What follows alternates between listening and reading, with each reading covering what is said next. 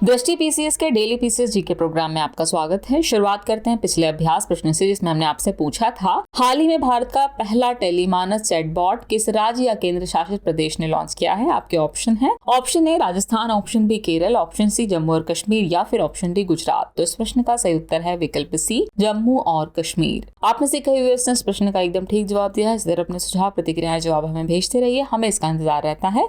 चलिए अब आगे की बात को एक्सप्लेनेशन से समझते हैं। हाल ही में केंद्र शासित प्रदेश जम्मू और कश्मीर सरकार ने मानसिक संकट से जूझ रहे लोगों के लिए भारत का पहला चैटबॉट लॉन्च किया है। बता दें कि ये भारत का पहला टेलीमानस चैटबॉट होगा। गौरतलब है कि इस साल कश्मीर में टेलीमानस केंद्र में संकटग्रस्त कॉलों की सबसे अधिक संख्या देखी गई है। ये टेलीमानस चैटबॉट संकट में फंसे लोगों के साथ तुरंत बातचीत शुरू करेगा। इस पहल के द्वारा 24 घंटे स्वास्थ्य परामर्शदाताओं, नैदानिक मनोवैज्ञानिकों और सलाहकारों की उपलब्धता सुनिश्चित होगी। ये नई ऐतिहासिक पहल सभी को गुणवत्तापूर्ण, सस्ती और सुलभ स्वास्थ्य सेवाएं प्रदान करेगा। अब चलिए जानते हैं टेलीमानस के बारे में। तो ये द्विस्तरीय प्रणाली है। टियर 1 में राज्य टेलीमानस सेल शामिल है, जिसमें प्रशिक्षित परामर्शदाता और मानसिक स्वास्थ्य विशेषज्ञ हैं। तो वहीं टियर 2 में शारीरिक परामर्श के लिए जिला मानसिक स्वास्थ्य कार्यक्रम या मेडिकल कॉलेज संसाधनों और ऑडियो विजुअल परामर्श के लिए ई संजीवनी के विशेषज्ञ शामिल हैं। इस तरह इस प्रश्न का सही उत्तर है विकल्प सी जम्मू और कश्मीर।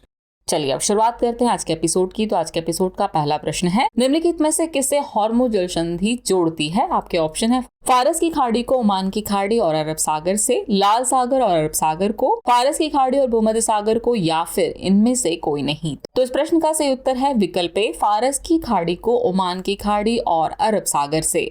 चलिए एक्सप्लेनेशन देखते हैं। ईरान ने हाल ही में रणनीतिक रूप से महत्वपूर्ण हॉर्मुज़ जलडमरू मध्य के पास 2 तेल टैंकरों को जब्त करने का प्रयास किया था।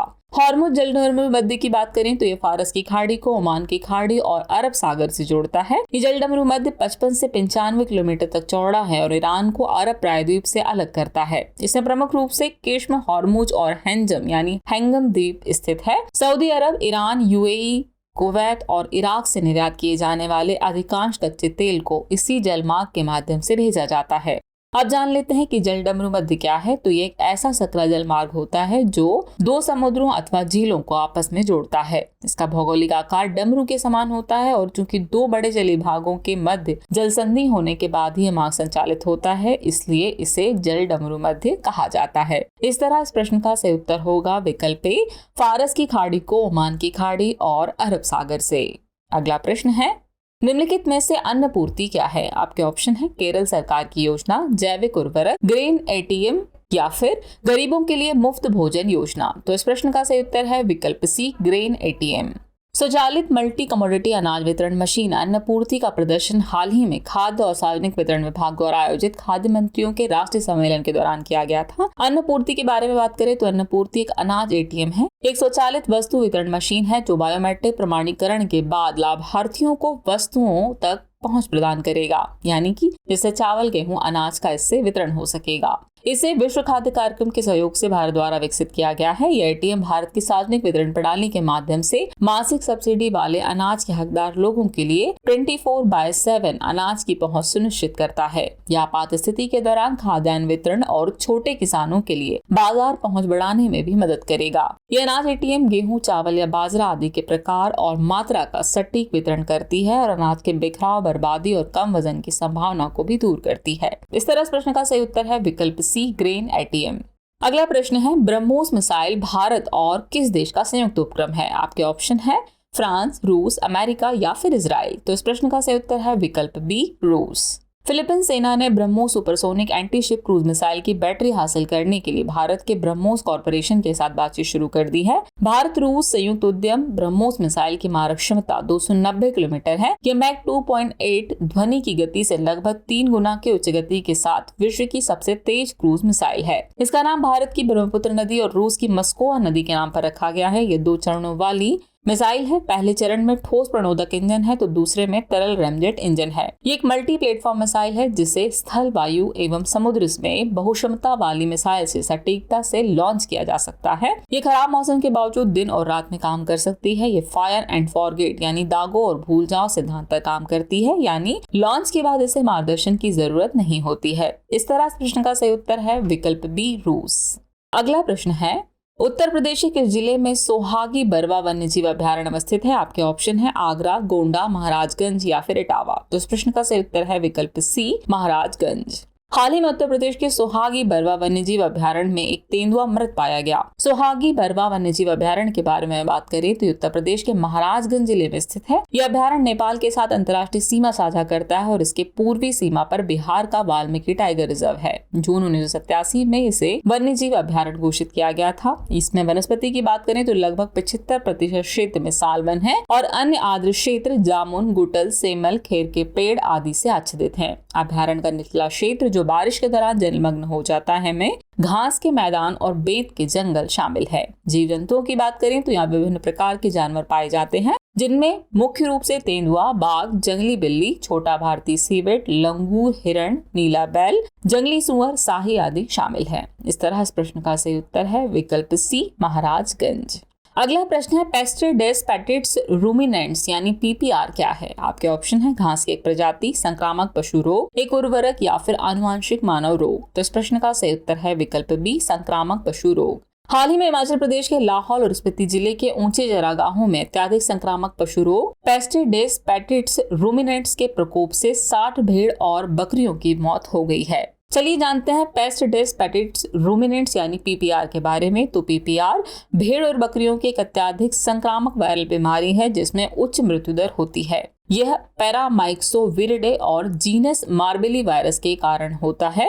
ये रेंडर पेस्ट वायरस, खसरा वायरस और केनाइन डिस्पेंटर वायरस सहित जीनस के अन्य सदस्यों से निकटता से संबंधित है। इससे लक्षणों की बात करें तो पशुओं में बुखार, आंख और नाक से स्राव, मुंह में घाव, दस्त, उदासीनता, श्वसन संबंधी लक्षण यानी खांसी और निमोनिया, गर्भपात आदि के लक्षण देखे जाते हैं। एक बार प्रवेश करने के बाद ये वायरस 90% पशु झुंड को संक्रमित कर सकता है। आपको बता दें पीपीआर वायरस इंसानों को संक्रमित नहीं करता है। इस तरह इस प्रश्न का सही उत्तर है विकल्प बी, संक्रामक पशु रोग। अगला प्रश्न है हिंदू विधवा पुनर्विवाह अधिनियम कब पारित किया गया था? आपके ऑप्शन है 1859, 1857, 1856 या फिर 1870। तो इस प्रश्न का सही उत्तर है विकल्प सी, 1856। हिंदू विधवा पुनर्विवाह अधिनियम 1856 के अधिनियम ने हिंदू विधवाओं के पुनर्विवाह और वैध विधवा पुनर्विवाह के मार्ग में आने वाली बाधाओं को दूर किया। इस अधिनियम का उद्देश्य महिलाओं के कल्याण को बढ़ावा देना था। यह अधिनियम हिंदू विधवाओं के पुनर्विवाह को वैध बनाता है और घोषणा करता है कि महिलाओं के पुनर्विवाह को गैर कानूनी नहीं माना जाएगा।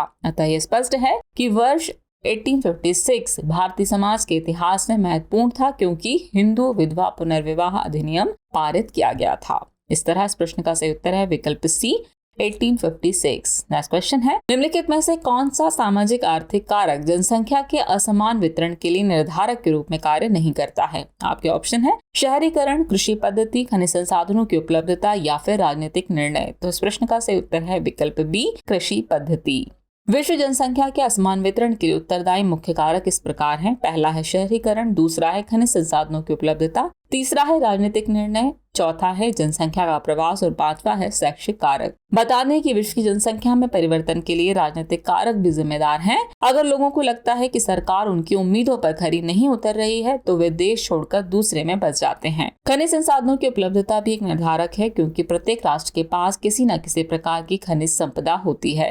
खनिज संपदा के क्षेत्र किसी देश के औद्योगिकरण और रोजगार का एक प्रमुख स्रोत बन जाते हैं। ऐसे स्थानों पर उद्योगों के केंद्रीकरण के कारण जनसंख्या का घनत्व अधिक होता है। गांवों से शहरों की ओर जनसंख्या का प्रवास भी जनसंख्या के असमान वितरण का कारण बनता है। इसे शहरीकरण के रूप में जाना जाता है। यानी इस प्रश्न का सही उत्तर होगा विकल्प बी, कृषि पद्धति।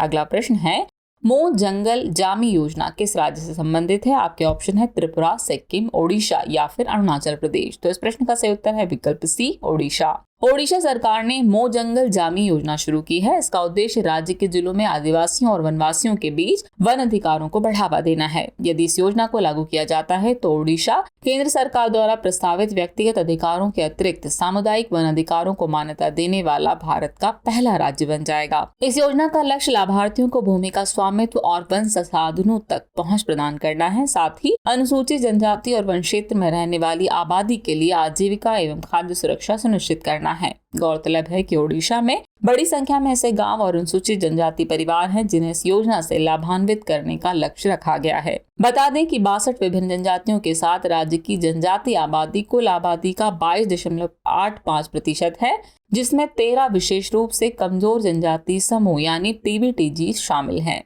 इस तरह इस प्रश्न का सही उत्तर होगा विकल्प सी, ओडिशा। चलिए अब नोट कर लीजिए आज के एपिसोड का अभ्यास प्रश्न। भारत के बाहर पहला IIT कैंपस कहाँ लॉन्च किया गया है? आपके ऑप्शन है, option A Mauritius, option B Tanzania, option C Fiji या फिर ऑप्शन डी मेडागास्कर। तो व्यूअर्स, इस प्रश्न का जवाब कमेंट बॉक्स में देना ना भूलें। जल्दी मिलते हैं नए एपिसोड में कुछ और नए सवालों, नई जानकारियों के साथ। तब तक के लिए शुक्रिया।